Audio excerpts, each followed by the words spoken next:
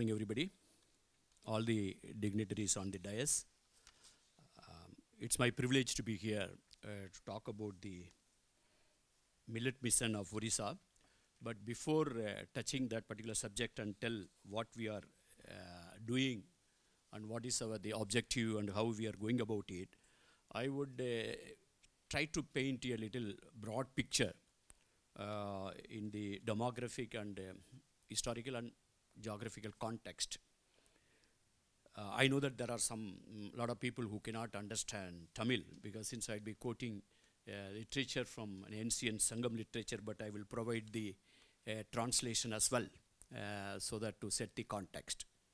Some 2,200 years back, a poet, Mangudi Kilar, wrote a poem number 335 in Purananuru. He is basically telling what is indigenous, what is native. He just give a 4 for each detailing. I would read it out. Few lines I will read it in Tamil later on, but I will rather first tell in English. He talks about of strength difficult to overcome. There are no flowers other than these 4. He gives a list of 4 flowers: Kuravam, Talavam, Kurundam, and Mullai. No rose, no jasmine, no chrysanthemum, no exotic flowers. These are the 4 flowers. There are no foods other than these 4. Varahu with black stems, Karungal Varahu. Large eared Tinai is again, both are cereals. Koll on small vines. Kollu being Kanam or Kollu, we say that it's a horse gram. We think that it's to be eaten by horse. And spotted avarai beans. There is no other food other than these 4. And there are no groups other than these 4. Tudi drummers, pawners, parai drummers, and kadambans. No high priest, no great rulers, no kings. These are the things. There are no gods other than the memorial stones of heroes who blocked enemies, killed their elephants with the lifted bright tusk, and got killed to be worshipped with rice sourings. If you go to a wedding in Tamil Nadu, they all hand over some rice to be put on the bride and bridegroom to give an asirvadam. And basically, it's basically a thing. And all. Then in this particular catalog, the food is cataloged, the 2 cereals, which we were calling as a course. Now they want to call it nutri cereals now. And then a beans and another gram which we think that horse eats. And then rice which was used to worship. But the whole scenario changed. When I was in my childhood, when I used to go from Madurai to my maternal grandfather's deep interior villages, I heard people talking that having a rice at home, it's something the village will talk about. In so-and-so's house, they are eating rice today, something like that. So normally they were eating kind of ragi and other thing. And the rice was something like to celebrate or some event or festival occasions and all. Now from Chennai to Bhubaneswar, when I carry my luggage in flight, most of the time I carry some of the cereals, and this is the way we have traveled. And then there are certain things better told through metaphors and symbolism, and then events rather than rolling out the statistics. I will tell you in the Odisha's context. Sometime in 80s, you must be remembering that when India was doing an airdropping, some of the food pockets in Jaffna as a part of their intervention before the IPKF going. And then we put some food pockets in Jaffna. And that came the reply from the President of Sri Lanka, asking our Indian Prime Minister to drop the food pockets in Kalahandi in Odisha, not in Sri Lanka. It was a headline, it was in India Today. And in 80s, late 80s. Today, no one would dare to tell that drop the food pockets in Kalahandi. We are a rice surplus state. We contribute to the rice production, rice procurement and put it in the PDS. And then Odisha has done the context-wise, if you say that in the last 15 years, the farmer incomes have been doubled, and we are a rice surplus state. 8 million people have been lifted above poverty line. Our infant mortality rate has drastically reduced, and we are doing better than the national average. We have been getting Krisi Kamman Award very regularly, consecutively for 4 years. And all these things are happening. But then the current thrust, as my colleague Mr. Ashok Dalwai pointed out, that the India today is not talking about the food security. We are not talking about the famine anymore. We are not talking about a Bengal famine or any kind of starvation deaths. Particularly Mr. Dalwai is known for his report. In the early part of, we were all had started our career in the tribal areas. That is the way our sensitivity is basically ingrained in us in the initial part of our career. Particularly Mr. Dalwai was known and hounded for a report about starvation death he submitted sometime in 86. There was a thing, a Gunupur starvation report which he submitted. So from that day, we are right now talking about nutrition as an important thing. In this process, most importantly, I was just going to listening to the recommendation which Dr. Rukmani was giving, and we listened to the researchers, we listened to the civil society. I was already passing on to my system that some of the recommendation they are telling, we will go ahead and do that. And I already got an yes from as an answer. And then I'll tell you, in this time when we were writing budget, I happened to be somewhere hospitalized in Chennai. I couldn't be very much into the writing of the budget itself, though I did it about last 2-3 years. So then one day before the budget going to the printing press, the next day budget has to be read. Then I had an opportunity to listen to one of the presentation from the Swaminathan Foundation. You must be glad to know that in Odisha right now we have a nutrition secretariat. We work with the NGOs. We have a secretariat, call it a nutrition secretariat. We will put the nutrition as a very important articulation in the budget. I had only less than about 24 hours time. Then we just managed to put a sentence in the budget reading by the finance minister that we will bring in a nutrition orientation to the agriculture policy. We have a separate agriculture cabinet. We have an agriculture budget.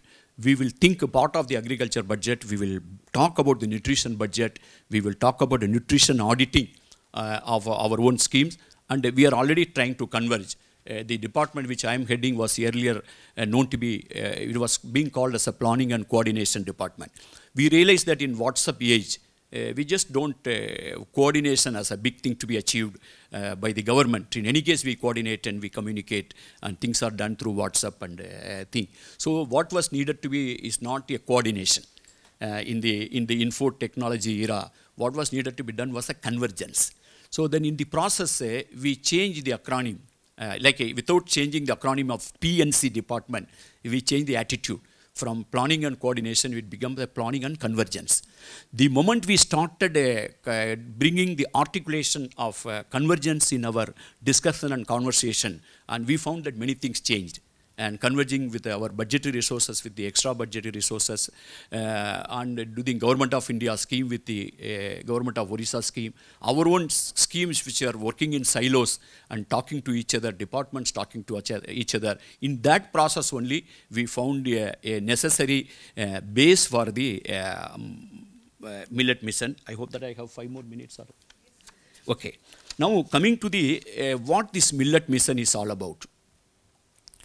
We have seen in 40% of the Odisha's demography is between scheduled caste and scheduled tribe. Scheduled caste tribes population is 25% of the population, the highest in mainland India. And then we have a 62 type of tribes speaking different linguistics, language families of Austro-Asiatic and Dravidian and Indo-Aryan and Desia languages. So that means it's a diversity, and then 13 of them are primitive tribe. And then at the same time, we have a claim. We make a claim to be one of the cradle of the rice cultivation in the Jaipur. Dr. Ramaya and others have done a study long back in 50s. And earlier, even before that, the studies have been made about the rice, Jaipur region being the cradle of, one of the cradles of the rice cultivation.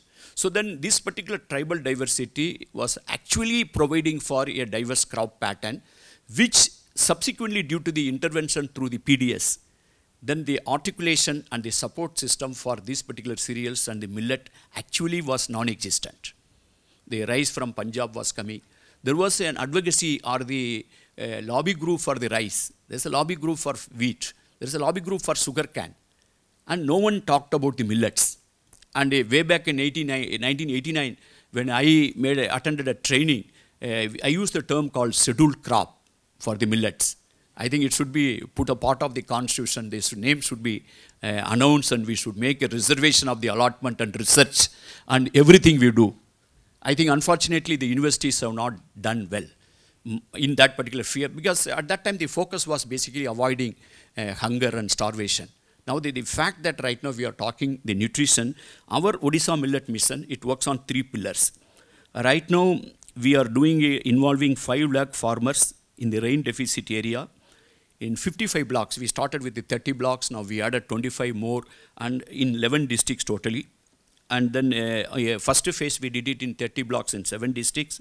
And then inclusion of the nutritional security scheme is an important approach. And then this mission tries to promote the household consumption, expansion of area, improving millet productivity, promoting processing units for reducing drudgery of women, establishing market linkages for remunerative prices, and inclusion of millets in state nutrition program and public distribution system. So after that, Mr. Sovan Patnaik, Government of India Secretary, also a couple of times he participated in our consultation process with the Government of Odisha and M.S. Swaminathan Foundation and other stakeholders. This particular triangle works very wonderfully well. This millet mission is one example or a great learning process for us. That means how a government system can work with the NGOs with the absolutely clear stated objective and also academia. So we put the almost driving force in one of our academic institution being run by the Government of Odisha and the Government of India together. That is the Navakrishna Chaudhary Development Studies. And that we had an excellent director. And then he was bringing the academic inputs, and of course the M.S. Swaminathan Foundation is already in picture. We are working with the Ajit Premji Foundation in nutrition related issues, and we brought everybody together. And then we have an objective of increasing the household consumption by at least 25% of the baseline. We have done a baseline survey, increase the productivity by 25%. In this particular 3 pillars are basically the government, civil society, and the academia. So the framework, it functions that way. And then we have got an enormous result out of that. Actually, what is more important, some of the good practices the people introduced at the grassroots level has increased in the productivity. Highest yield recorded is the 34 quintal hectare. Average yield is 22.25 quintals hectare. This is a quantum jump in the production per hectare because of the better practices the people who have brought in the civil society, the researchers, and then talking to the farmers. We are pouring in information from the many districts. This is one scheme where we get a very positive vibration from everybody. Whomsoever we talk, they are quite happy about this particular exercise being done. And then we have done about national, state level events and melas to popularize these 3 district level events, 10 state level centralized training, 51 training program on millet mission. We have done district level trainings and rallies and mass mobilization exercise, 252. We have done a millet rallies, urban intensive program, cooking events, 35.